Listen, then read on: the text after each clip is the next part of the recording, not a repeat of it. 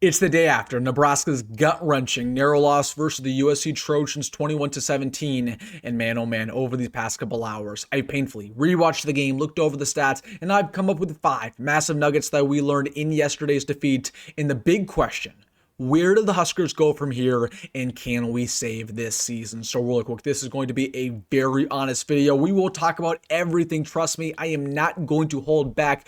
But hey, if you're still excited about the rest of the Huskers here, I know I am. Hit that like button. And also, if you're a diehard Nebraska fan and you're not subscribed, what are you waiting for? Listen, we have the best family in Husker YouTube, over 14,000 strong. And the reason we've built that family is because this is the only channel that posts daily content talking Nebraska, win or loss. We keep it real. Listen, it's your turn to join the family. It's no brainer. Takes 2 seconds. Hit that subscribe button. Thank you so much. But without further ado, we have a lot to talk about. This is going to be a very honest video. I'm not going to hold back. We will leave no stone unturned in regards to this team, the coaching staff, the real reason we lost versus USC, where we go from here. But I want to start things off with, in my opinion, the biggest storyline from yesterday's defeat. The allegations are 100% true. I can't hide away from them. I cannot lie. You either lose ball games in the Big Ten because of one of 2 reasons. You lose because, number 1, you aren't talented enough, or number 2, you aren't coached well enough. And if you watch yesterday's ball game, Nebraska was talented enough. They had some issues, but by far, they played their best game of the season. They came to play. Again, it wasn't perfect. We'll talk about it, but they played better than what they did versus Cincinnati. They played better than what they did versus Michigan. They gave themselves an opportunity to win. And yet, the true reason we lost was the latter. The coaching staff fell short when it mattered the most once again. They squandered a huge opportunity. They crumbled in the third quarter. They crumbled in the fourth quarter, and they showed you their true colors. You got to start things off with Matt Rhule, because that was the huge storyline all week long. We know what the ranked record is at Nebraska. It's 0-8 in his entire coaching career. He was 2-27 against ranked teams. You know, Nebraska, we haven't beat a ranked team in general in 10 years. And the big conversational point was whether or not he was finally going to get the monkey off his back. He was finally going to break the narrative. And he proved to all the critics that they are 100% right. That he still can't win the big game. He can't rise up when it matters the most. Again, he's a great developer. He's a great leader of men. He got extended 3 days ago, and I told you guys that was a great decision. And I'll tell you that once again today. While Matt Rhule is not a perfect coach, he has a lot of flaws, particularly with in-game decision-making. We needed to keep him because of continuity. We needed to keep him because of stability, but there are still some massive issues that are going to hinder not only this year for Nebraska, but likely his entire career if he can't figure it out. Number 1, he coached scared yesterday. He coached not to lose. He didn't put all the chips on the table like he said he was going to do. It all starts with that 4th down and 1, which really changed the whole momentum of the ballgame. You were up 14-6. You had a backup quarterback in at that very point in time. And we knew that in order to beat USC, you had to be aggressive, because at some point their offense was going to wake up. You were never going to beat USC being conservative. And honestly, that's the big problem with Matt Rhule, is he's too conservative of a head coach. That's the reason why we barely beat Michigan State. We barely beat Maryland. We never blow out the teams we should, is because we're too conservative. So, okay, it's one thing to barely beat inferior squads, at least you're winning, but it's another thing to play conservative against a top team in America and expect to win. That's never going to happen, especially after you said all week long that you're going to be super aggressive. You did not put your money where your mouth is. Again, it was a 4th down and 1. Everybody in the stadium knows you got to go for it. You got to give it to one of the best running backs in America, Emmett Johnson. And you know what he did? He took a timeout. He burned a timeout in the third quarter. He iced our own kicker, and Kwinten went out there and clanked a field goal. And that changed the entire momentum of the ball game. We were still up 14-6, and yet you could hear a pin drop on that stadium. Every Husker fan, including myself, knew we were going to lose. And that's exactly what we did. Matt Rhule needs to be more aggressive. And yet, when it mattered the most, in the third quarter, in the fourth quarter, he made decisions necessary that contributed more to us to losing rather than us to winning. Again, the clock management in general was awful. Again, he burned 2 timeouts in the third quarter. That cannot happen in ball games like this. You have to conserve your timeouts because it's going to go down the wire. Okay, he's getting in his own way. This cannot continue to happen. It's not getting better. Again, we had this issue in year 1. We had this issue in year 2. You think it'd be figured out in year 3, and yet, once again, Matt Rhule, he's too conservative. He wastes all these timeouts. The clock management is horrendous, and it pays dividends in November games like this. And it's even worse when you consider the fact that this team came to play. They played their best game of the season, and yet Matt Rhule didn't do his part. And honestly, you even go to the defense. John Butler did his part, right? Let's talk about the coordinators real quick. John Butler had a great game plan yesterday. I'm not going to blame the defense for that loss because I know we couldn't stop the run. We'll talk about it. But I don't think you guys understand. We did the impossible yesterday on defense. We shut down one of the best receivers in America, Mekhi. We made their quarterback look incompetent. We only gave up 21 points on the day. If you told me that we only would give up 21 points, I would tell you we're winning the ball game. And yet we still lost. And the reason we lost, not only because of Matt Rhule, it was because of Dana Holgorsen. Let's have this conversation. This is a conversation I'm sick of having because it feels like every single week we're so disappointed with Dana. The offense is not getting better. It's underperforming. All offseason long, we consider Dana to be the offensive guru, always going to lead Nebraska to be a future head coach. I don't know a single program who wants Dana right now. We only put up 17 points against a struggling USC defense yesterday. How can that happen? We thought we were going to have to put up at least 30 to win. Our defense gave us a huge favor and we still blew it because of our offense ineptitude. And I understand, okay, the whole Dylan Raiola going out and getting injured, it hurt us. Don't get me wrong, but that didn't impact the vertical passing game before Dylan got injured. Okay, we could not find Jacory Barney. He had 7 receiving yards yesterday. He's averaging 10 receiving yards a game over these past 5 weeks. What's going on? Dane was on the milk carton the entire second half. Same deal with Nyziah. So we can't pass the football consistently. And then again, we'll get to Dylan Raiola. Yes, absolutely. It hurts that Dylan went down. No question about it. Okay, that's something you never want to see from your stud quarterback. However, you have to be ready for outcomes just like that because we know as Nebraska fans, our quarterbacks get injured time and time again. We got lucky that Dylan Raiola played in all 13 games last year, but you go back to every single season besides then, our quarterbacks get banged up. So you had to be prepared for TJ Lateef to go out there. And I'm going to tell you right now, this coaching staff did not give TJ an opportunity to win the ball game. They played scared. They coached scared. Okay, TJ, yes, he's not ready. I told you guys that 2 weeks ago. I said, while TJ's very talented, he's not ready. And yes, he was not ready yesterday, but don't get it twisted. TJ could have won us the ball game. Absolutely could have. Dana Holgorsen treated TJ Lateef like a Make-A-Wish kid. When TJ rolled out there, you know what Dane did? He said, you know what, TJ? Just hand the football off. Hand the football to Emmett. Hand it off again. Hand it off again. Maybe you can take a zone read every once in a while. Again, that is never going to work in a fourth quarter versus USC in a ball game which you need to put up at least 20 points to win. Okay? You need to trust TJ's arm enough to have him pass the football. Okay? You cannot have it just a run down their throat type of offense in the fourth quarter. They did not give TJ an opportunity to succeed. And I understand, again, the snapping, there was some snapping issues. I thought the actually was honestly fine. He threw a great ball to Nyziah Hunter on a fade route that honestly there was a pass interference that should have been caught by Nyziah. Like you saw the arm talent, and yet, once again, they didn't trust TJ. That falls on the coaching staff. Because what's the worst that could happen? You give TJ the football, he throws an interception, we lost. Well, we lost anyways. So it's either you were super aggressive with TJ and you roll the dice and we lose, or you were super conservative and we lose anyways. Or you roll the dice with TJ, you let him use his arm and we win the football game and TJ's the hero. But you actually didn't give him a chance to succeed. Really, really frustrating me. Again, is TJ ready? No. Did TJ play a perfect ball game? No. But you were never going to win the football game by throwing these dink and dunk passes with TJ, 2 yards down the field, 3 yards on the field, and just running it with Emmett. We played scared, man. We played scared, and that falls on Dana. And it falls on Dana that we can't get Jacory involved. And it falls on Dana that, the entire offense was incompetent in the third quarter. And it falls on Dana that it took him 8 games to figure out that Emmett Johnson is one of the best running backs in the country. Super disappointing. This offense is too inconsistent. From a play calling standpoint, execution standpoint, to put up 17 points to that ball game in a game that we probably should in a realistic scenario, we probably needed 30 to win.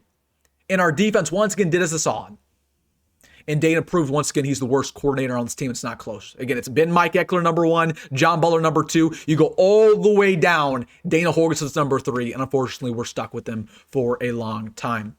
And also, really quick, before we get to another segment, Terry Brain, our defensive line coach. This D-line's not getting any better. It's not getting any better. When can we start calling for Terry? Because again, it's one of the worst defensive lines we've ever seen in Nebraska, and it's such a big downgrade from last year to this year. All right, I want to go to the positives real quick because let's be very honest, we played our best ball game this season, and that's why it hurts so much that we lost. We played great. The defense was lights out. And again, they had their issues. We could not stop the run. We'll talk about in a second. But again, they shut down Jaden Maiava. They shut down Mekhi Levin. They shut down Jacoby Lane. The secondary was absolutely elite. Sear Wright was phenomenal. Andrew Marshall had a huge pick. I thought Donnie Jones played well. Deshaun Singleton played well. The entire defense was phenomenal. Okay, the defense was lights out. John Butler had a great game plan. He was aggressive. He doubted a blitz. We got 6 sacks on the day, 3 sacks on the day, which again isn't a lot, but still we got to the quarterback a little bit. We forced them to have multiple penalties that really killed them. Again, I cannot believe that the defense played as well as they did and the offense didn't do anything in return. Number 2, Emmett Johnson special. He's proving that he's not only a top 5 running back in the country, he arguably is the best running back in the country. We are so blessed to have him. And I'm telling you guys this every single week. Enjoy watching Emmett Johnson now because he's not going to be here next year. He should go to the NFL. He absolutely should. If he were to come back to Nebraska next year, it would be a massive mistake. He's going to be probably a 3rd round, 2nd round pick in the NFL draft. Okay, if he comes back, he's going to ruin his draft stock. So again, he'll be gone next year. Again, I know a lot of Nebraska fans are going to be selfish. They're going to say, Emmett Johnson should come back. No, if you really want the best for Emmett, if you want the best for his career, his money, you should say, hey, Emmett, you should go to the NFL because that's the best decision for him. Again, he had 165 yards, 1 touchdown, 6 yards a pop. And also, one thing I want to mention real quick, well, Emmett Johnson played very well. I thought King Miller played well for USC as well. It should be noted, Emmett Johnson is our 1st-string running back. King Miller for USC is their 3rd string, and yet the drop-off between the two was very minimal. Emmett's better, but it's not by much. And again, King Miller was their 3rd string former walk-on. That tells you the difference between Nebraska's talent and USC's talent. If we had our 3rd string running back out there, Mekhi Nelson, he would look completely incompetent. Their 3rd string running back looked like an All-American. So while our talent's good, it's not great. It's not on the level of the USCs, the Bamas, the Georgias just yet. We are far ways away. Couple other positives. Again, I thought Dylan Raiola played great. I really did. Before he got injured, again, he missed a couple fade passes, and I've told you guys over the past couple weeks, do not ask Dylan to throw a fade pass because he cannot complete it. He has some significant accuracy issues in that department. But other than that, I thought Dylan had some great accuracy over the middle, had a great shot to Luke Lindenmeyer. He was in command of the offense, got the ball out of his hands quick. That was the whole philosophy. I was stepping up in the pocket. I thought Dylan played good. He was definitely playing well enough to win. And again, that injury was awful. He should be back next week. But once again, that injury should have not hindered this offense to look completely incompetent. Okay, and that does not fall on TJ. It falls on Dana for completely handicapping TJ and what he did going forward. And also, I wanted to mention this real quick. The offensive line was improved yesterday. Only gave 1 sack, and really Dylan wasn't under pressure much at all. So really thought the offensive line played well, especially from an interior standpoint. As for the weaknesses, it was not perfect. Again, I thought in general there was just a lack of a passing attack. Again, I'm so frustrated with Jacory Barney every single week. At some point, we need to ask questions. Again, the fact of the matter is he had 7 receiving yards yesterday. He's averaging 50 receiving yards the past 5 weeks. He's looked, he's never getting open, but even when he is open, Dylan's not finding him. Clearly, Dana does not know how to utilize him. Dana doesn't know how to utilize him or, even a Dane Key. So I don't understand. Again, it's a very nuanced issue. Jacory Barney has not progressed at all. His route running is not getting better. He's not a crisp route runner. And also, it should be mentioned, while Marcus Satterfield wasn't perfect, Satterfield was the worst offensive coordinator in America. The only thing Satterfield could do was get Jacory Barney the football. We have that issue. So again, Jacory was bad. Dane Key was bad once again. He of course had a great opening drive, fade ball, touchdown in the end zone. But other than that, he was on the milk cart. He's been on the milk cart in the last 4 weeks. I like to call him the milkman. So we had no passing attack. The defensive line was absolutely horrendous. We could not stop the run. And again, the defense did enough. They did enough. But yes, we knew that they were going to run all over us, and that's exactly what they did. We don't have anybody on this defensive line who could stop the run. We don't have anybody on this defensive line who can block shed. That falls on Terry Brain, that falls on John Butler, that falls on Matt Rhule for not getting enough players in the portal on the defensive line, taking guys like Jalyn, George, Gaymore. For what reason? Those guys have not played all season long. They thought our returning production was going to be good enough. That was a severe lack of judgment. So again, that falls on Terry Brain. Also, and this is the last thing I'll mention before we get to the next segment, the studs and duds. We still have a huge culture issue in my mind, because it's one thing to be confident and win close games against, the bad teams of the world like Northwestern. And when we're in those close ball games, you look at the sideline, everybody has their head up. They're all confident and we won. And that's awesome. And that's a culture change. But it's another thing to have that same mindset, have the same belief in yourself when you're playing a good team. And again, when it was 14-6, when we were winning in the third quarter and we were coming off of a missed field goal, you look at the sideline, everybody's heads down. Nobody believes, including Matt Rhule, including the coaching staff. And that's when I knew it was over. That's when I knew. And I get it, like a backup quarterback's in there. There's a lot of variables. The refs weren't awesome yesterday. And Pritchett went down as well. Like, there's some injury issues. But for them to completely give up from a body language standpoint, culture standpoint, when you're up 8 points against a top 25 team, says a lot. And it's also clear we didn't make any adjustments at halftime. We never make adjustments. We were up 14-6, and I tweeted this out. I said, USC is going to make adjustments. We got to do as well. And we didn't do anything. I guarantee you at halftime, we were celebrating. We're like, oh, we're up 8 against USC. What a big victory. We're already up. We're going to cruise to a win. I guarantee you that's what it's like because we don't make adjustments. We get complacent. We are very, very complacent. Even when we're down, we're complacent. USC made the adjustments needed. They stuck with what worked, which was the running game. They did barely enough, and they won the football game. The culture's got to change. You got to believe in yourself. You can't be drooping your head down the sideline when you're up 8 points in the fourth quarter. And then let's get to the studs and duds from yesterday. Rolling over the studs, Emmett Johnson. Again, this dude's special, man. I'm going to enjoy the last 3 games we get to see of him. I thought Luke Lindenmeyer had a really good ball game, not only the receiving game, but he had some nice blocks in there. I thought in general, the offensive line played well, and that also contributes to our tight end, Luke Lindenmeyer, really blocking his butt off. Justin Evans had his best ball game of the year. Buda Wright was all over the field on defense. He led the team in tackles. He had some nice plays in pass coverage as well. Again, Sear Wright special. He should be a very high draft pick. Andrew Marshall had an interception that really saved the ball game. Deshaun Singleton had some big moments as well. So really was impressed with all those players. As for the duds, got to objectively put Jacory Barney on there. Turner Corcoran had a rough day. He was really our only liability on the offensive line. Gave him a couple pressures, but other than that, honestly, I thought Corcoran wasn't terrible. He was definitely better than Gunner and Teddy. Whole defensive line is a dud. Every single one of them, even Williams-Nyanera was a dud.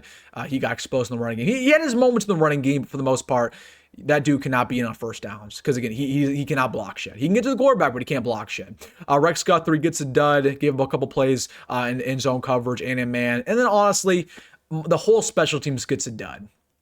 Kyle Kinane gets a dud for missing that field goal. Archie Wilson gets a dud for not one but 2 terrible punts. I don't believe we had any big returns.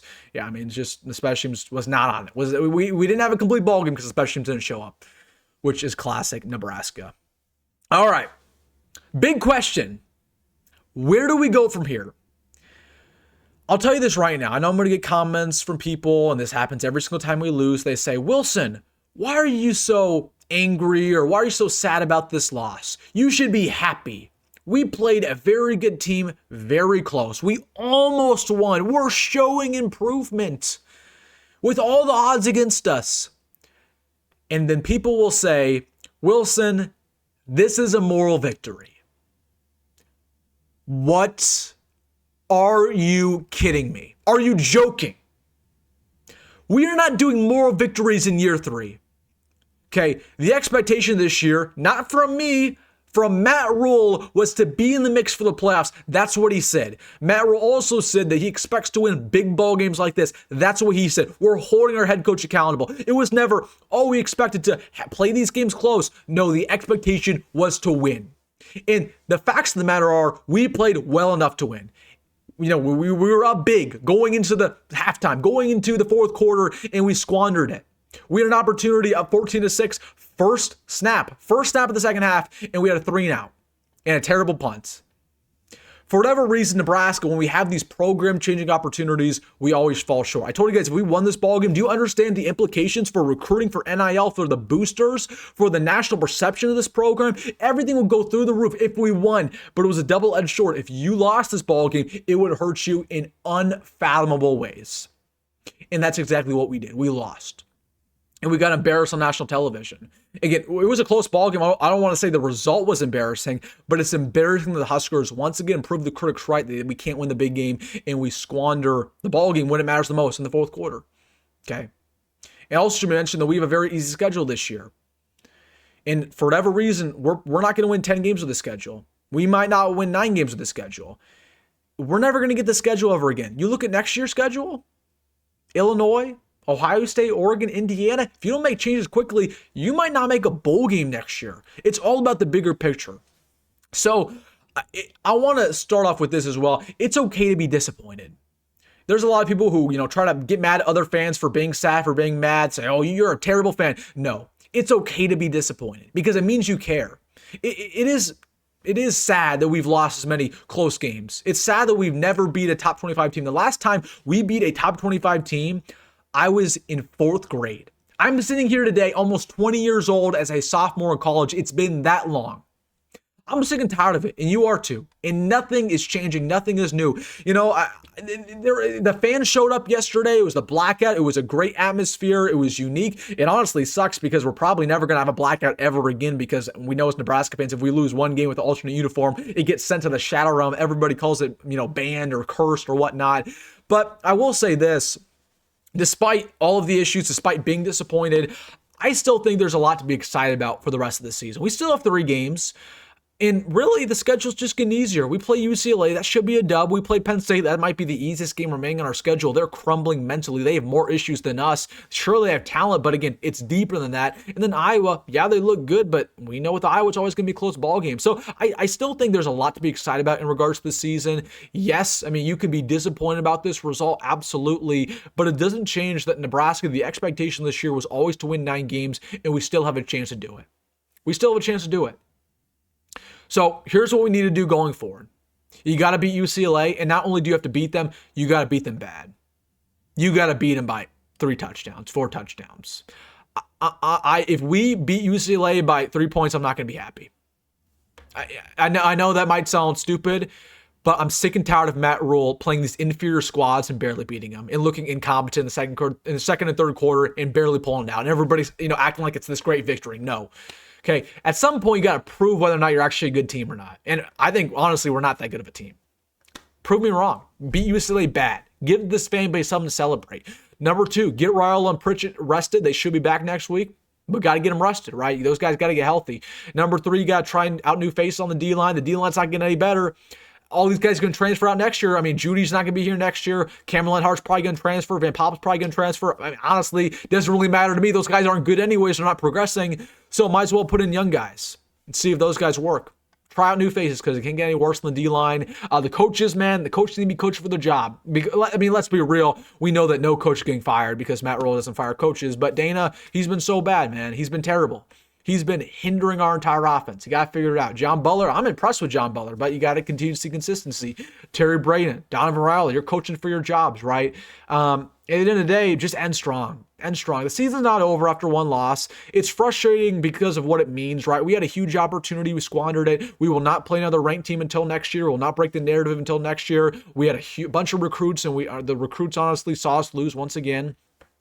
It's all frustrating. I'm not going to hide that fact, but it doesn't deny the fact that we can still end this season strong. We can still end this year 9-3. The playoffs are off the table, sure, but we can still make a really good bowl game, give this fan base momentum, give the booster momentum, and then make a run in the transfer portal and rapidly improve this squad. So overall, it's okay to be disappointed.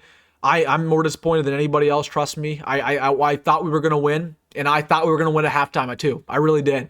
We played good enough to win, but the coaching staff had other plans. Again, I don't want to act like I'm blaming Matt Rhule for the entire loss, but objectively, Matt Rhule played scared, or coach scared. Dana Holgorsen coach scared.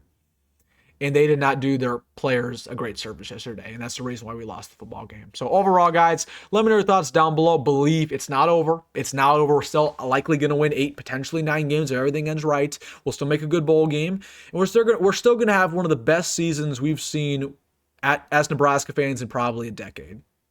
So there's still a lot to be excited about, but you got to beat UCLA bad next week, and it's not even a question. And also, I want to end with this.